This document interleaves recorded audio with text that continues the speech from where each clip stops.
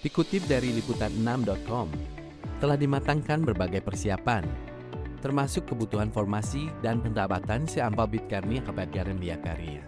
Anggaran oleh Kementerian, Pendayagunaan Aparatur Negara dan Reformasi Birokrasi bersama Badan Kepegawaian Negara. Pemerintah masih mematangkan persiapan seleksi CPNS ke 2026.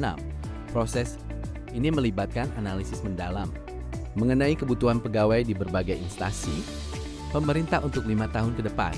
Tujuannya adalah untuk memastikan formasi Lapingga yang dibuka benar-benar relevan dengan strategi pembangunan nasional dan efisiensi birokrasi.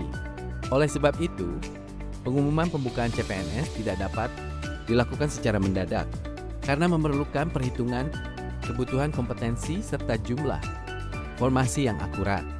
Jika mengacu pada pola rekrutmen tahun-tahun sebelumnya, maka pendaftaran CPNS biasanya dibuka pada pertengahan hingga akhir tahun. Masyarakat diimbau untuk terus memantau informasi resmi dari laman SSCASN BKN atau akun Instagram resmi @kemenpan.rb agar tidak ketinggalan informasi terbaru.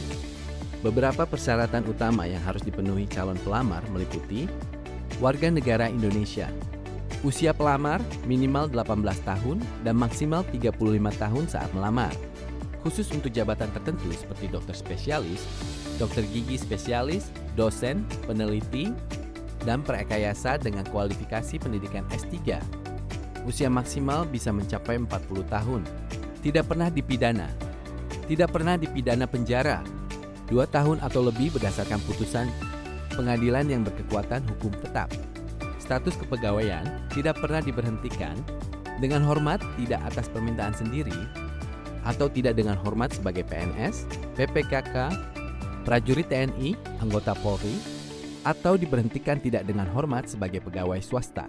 Juga tidak sedang berkedudukan sebagai calon PNS, prajurit TNI, atau anggota Polri, tidak menjadi anggota atau pengurus partai politik, serta tidak terlibat politik praktis.